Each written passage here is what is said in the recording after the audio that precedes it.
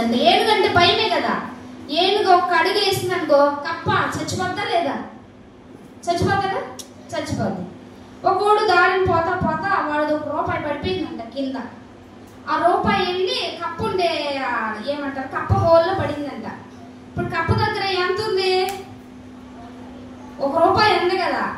So ₹1 పెట్టుకొని ఏనుగు వస్తా ఉండే లోపల ఏనుగు దగ్గర ఎగిరెగిరి నా దగ్గర ₹1 ఉంది, ఎగిరెగిరి నా దగ్గర ₹1 ఉంది అన్నదంట.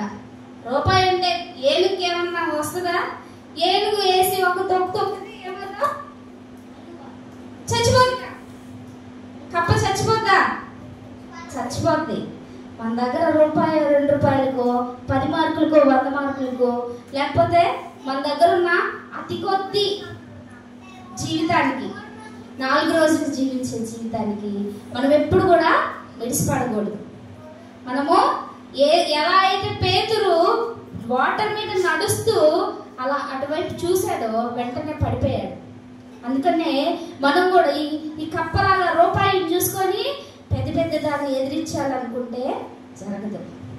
అదే నీ దగ్గర ₹1 లేకపోయినా క్రీస్తు వాక్యం నీ మనసులో ఉంటే, దేవుని వాక్యం నీ మనసులో ఉంటే, నాకు ప్రార్థన చేస్తే ఏదైనా ఇస్తాడు దేవుడు అనే నమ్మకం నీకుంటే నువ్వు కొండనైనా నీ కొట్టవచ్చు.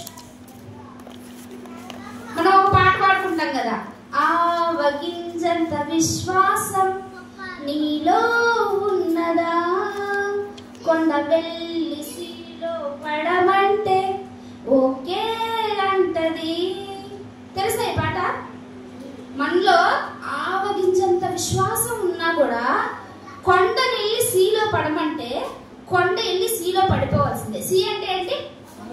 సముద్రం. అంటే సరే పడిపోతా అంటదండి. అంటే అంత విశ్వాసం మనలో ఉండాలి. దేవుడు నా జీవితంలో నాకు అన్నీ చేస్తాడు. ఆయన నా హీరో.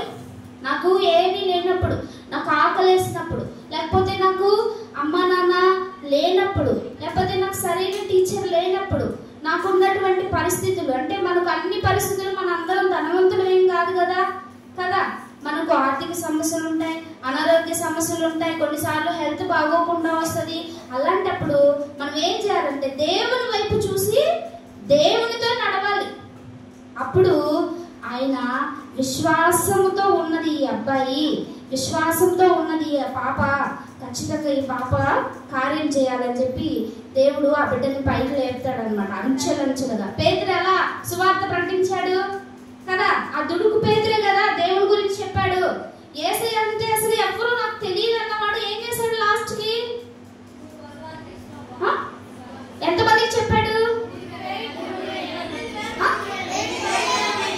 3,000, 8,000, 5,000? ఏంటో చెప్పాలి పాస్టర్ గారు. Correct answer. అంటే ఫస్ట్ 3,000 అంటే 3,000 నేను సంపాదించేసాను, 3,000 మందికి సువార్త చేశాను తీసుకోవాలా. అగైన్ ఆయన మళ్ళీ